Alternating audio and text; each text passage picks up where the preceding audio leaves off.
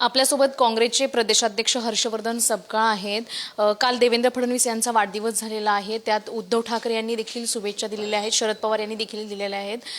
कसं पाहता याकडे? आणि आपण शुभेच्छा दिलेल्या नाहीत, त्यामुळे महाविकास आघाडीमध्ये काही रस्सीखेच सुरू नाही, शुभेच्छा आहेतच, त्या व्यक्त करणं न करणं हा वेगळा भाग आहे। मात्र त्यांना दीर्घ आयुष्याचा चांगल्या स्वरूपाची त्यांची कारकीर्द होण्याकरता या शुभेच्छा सदिच्छा आहेतच। एकीकडे जर आपण पाहिलं तर एक तर राजकारणात मी राहील किंवा तुम्ही राहाल हे वक्तव्य होतं, आणि त्यानंतर उद्धव ठाकरेंच्या या शुभेच्छा आणि डायरेक्ट दिल्लीमध्ये तुम्ही नेतृत्व कराल अशा देखील शुभेच्छा दिलेल्या आहेत। कसं पाहता याकडे? भविष्यामध्ये उद्धव ठाकरे आणि भाजप यांचं एकत्रीकरण होईल? मराठी माणूस जर भारताचा पंतप्रधान होत असेल तर त्या अनुषंगानं कदाचित उद्धवजींनी त्या दिलेल्या ह्या शुभेच्छा असतील। मात्र शुभेच्छांना आणि वाढदिवसांसारख्या प्रसंगाच्या निमित्तानं देत असणाऱ्या शुभेच्छामध्ये राजकारण पाहणंही चुकीचं आहे। कारण महाराष्ट्रामध्ये विचारांचा भेद असला तरी चालेल, मात्र मनांचा भेद असता कामा नये। सर्वांनी सुसंस्कृत सभ्य राजकारण करावं हा महाराष्ट्राचा आपला ठेवा आहे। मात्र भारतीय जनता पक्षाने अत्यंत शेलक्या भाषेत बोलणारे एक फळीच मोठी निर्माण केली आहे। ती नुसती शेलक्या भाषेत बोलतच नाही, तर त्यांचे हावभाव, भाषा, शब्द इतकंच नाही तर आता थेट माराकुटीपर्यंत ते येऊन पोहोचलेलं आहे। आणि अशामध्ये हे महाराष्ट्राचं वातावरण गढूळ करण्याचा प्रयत्न हा भारतीय जनता पक्षाने गत अनेक दिवसांमध्ये केला आहे। ह्या शुभेच्छा म्हणजे त्या गढूळ असणाऱ्या वातावरणाला कुठेतरी सभ्य आणि सुसंस्कृत करण्याचा हा प्रयत्न आहे। कृषी मंत्री कोकाटे यांचा व्हिडिओ पाहिला किंवा त्यांनी केलेलं वादग्रस्त वक्तव्य जर पाहिलं तर त्यांच्या राजीनाम्याची मागणी केली जात आहे। मात्र पक्षश्रेष्ठीच याच्याकडे कुठेतरी दुर्लक्ष करत आहे, आणि यामुळे भाजप सरकार देखील अडचणीत येऊ शकतं। देवेंद्र फडणवीसांच्या पक्षाचे 135 आमदार निवडून आलेले आहेत। एवढं मोठं संख्याबळ असताना त्यांच्या एवढा लाचार हतबल मुख्यमंत्री महाराष्ट्राने पाहिलेला नाही। त्यांची हिंमत नाही, कोणी चुकलेल्या मंत्र्याचा राजीनामा घेऊ शकत नाही। बडतर्फीचं तर फार दूरच राहिलं। त्यामुळे एकटे कोकाटेच काय, कोकाट्यांच्या शिरसाट असतील, कदम असतील, एवढा शुद्ध स्वरूपामध्ये असंस्कृत आणि भ्रष्ट कारभार करत असणाऱ्याही मंत्र्यांना देवेंद्र फडणवीसांना लाचारीमुळे हतबल होऊन तसंच बसावं लागतंय। ते कोणताच निर्णय घेऊ शकत नाहीत। योगेश कदम यांचं जर प्रकरण पाहिलं तर वाळू माफिया असेल किंवा सावली बार असेल, आज अंजली दमानिया यांनी देखील तिथे जाऊन भेट दिलेली आहे, पोलिसांशी देखील संवाद साधलेला आहे। मात्र याकडे पोलिसांचं देखील दुर्लक्ष झालेलं आहे। येणाऱ्या काळात त्यांचा देखील राजीनामा मागितला जातोय, आणि अंजली दमानिया ह्या देवेंद्र फडणवीस यांची देखील भेट घेऊन राजीनामा मागणार आहेत। कसं पाहता या कदमांचा राजीनामा तर स्वारगेट बसस्टँडवरच घ्यायला पाहिजे होता। कारण स्वारगेटच्या बसस्टँडवर त्यांनी की ती पीडित महिला जी आहे ही किंचाळली असती, ओरडली असती, त्याच्यावर बलात्कार झाला नसता असं एक वक्तव्य करणाऱ्या मंत्र्याला ताडकाफडकी तिथे त्यांना बडतर्फ करायला पाहिजे होतं। त्यांच्या कुटुंबाच्या आईच्या नावावर बार आहे आणि तिथं तो पकडला जातो, पोलीस कारवाई करते, तरी म्हणतात आमचा काहीच दोष नाही। रमी खेळत असताना बघितलं जातं, तरी म्हणतात माझा काही दोष नाही।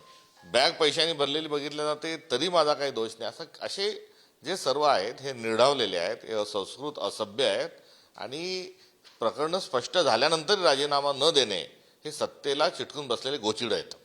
आपल्या नेतृत्वाखाली मोठी जम्बो राज्य कार्यकारी समिती स्थापन करण्यात आलेली आहे। यामध्ये कशा प्रकारे समावेश असेल, किती सदस्य असतील, महिलांचा कसा समावेश असेल, येणाऱ्या स्थानिक स्वराज्य संस्थेच्या देखील निवडणुका आहेत, त्या दृष्टीने ही समिती स्थापन केली। महाराष्ट्रातला सर्व भौतिक समतोल, सामाजिक समतोल यामध्ये सांभाळण्याचा प्रयत्न काँग्रेस पक्षाने केलेला आहे। तो एक्झरसाईज सध्या सुरू आहे। त्यामध्ये ओबीसी, SC ST, महिला या सर्वांना त्यामध्ये एक चांगलं हे स्थान असणार आहे। आणि या टीमच्या माध्यमातून आगामी काळात आम्ही काँग्रेस पक्ष पुन्हा नव्याने उभं करू। दरम्यानच्या काळात तालुका काँग्रेस कमिटीच्याही निवड एक प्रक्रिया ही जिल्ह्याभरात सुरू आहे। अखिल भारतीय काँग्रेस कमिटीने 2025 हे संघटना वर्ष म्हणून जाहीर केलेलं आहे, आणि त्या पार्श्वभूमीवर आम्ही ह्या संघटनेमध्ये एक नवीन स्वरूप आणि प्रारूप देण्यामध्ये सध्या व्यस्त आहोत। या संघटनेमध्ये ओबीसींना जास्त स्थान दिलं जाते का? स्थानिक स्वराज्य संस्थेच्या निवडणुका डोळ्यासमोर ठेवून ओबीसी मतदार संघाकडे आपल्याला वळायचे, किंवा ते जे मतदार आहेत ते आपल्याकडे खेचण्यासाठी ओबीसींना जास्त प्राधान्य दिलं जाणार आहे? निवडणुका या स्थानिक स्वराज्य संस्थांच्या बघून काही होत नाही आहे। मात्र हो, ओबीसी समाज हा मोठा आहे, आणि ओबीसी समाजाला त्यांच्या संख्याबळाच्या नुसार पक्ष संघटनेमध्ये आम्ही स्थान देणार आहोत। शेवटचा प्रश्न, विरोधी पक्षनेत्या पदाचा जो मुद्दा आहे त्यावरून महाविकास आघाडीमध्ये रस्सीखेच होताना पाहायला मिळते. शिवसेनेला देखील विरोधी पक्षनेते पद हवं आहे, मात्र आपल्याकडे संख्याबळ जास्त असल्यामुळे आपल्याला ते पद मिळेल का? लोकसभा आणि विधानसभा आम्ही महाविकास आघाडी आणि इंडिया अलायन्स म्हणून लढलोय. त्यामुळे यामध्ये काही कुठल्याही प्रकारची ओढाताण नाही. एक समन्वय जो आहे तो समन्वय आमचा विधिमंडळ पातळीवर आहे आणि त्या समन्वयाच्याच माध्यमातून या संदर्भामध्ये निर्णय होईल. सध्या तुर्तास वरच्या सभागृहात विधान परिषदेमध्ये 8 काँग्रेसचे आणि 7 शिवसेनेचे आहेत.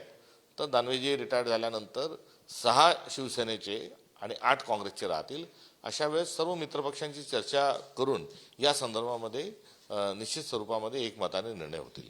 जनसुरक्षा विधेयकाला विरोध केला होता, त्याचा अहवाल देखील तुम्ही मागवलेला आहे. तो अहवाल कुठपर्यंत आलाय आणि पक्षश्रेष्ठींकडे तो कधी पोहोचवला जाणार? नेमकेपणानं विधिमंडळात कशा स्वरूपामध्ये काँग्रेस पक्षाने विरोध केला, आम्ही तो विरोधच केला आहे, त्याचं एक स्वरूप हे समजून घेता आलं पाहिजे. या अनुषंगानं तशा पद्धतीची माहितीही आम्ही घेत आहोत.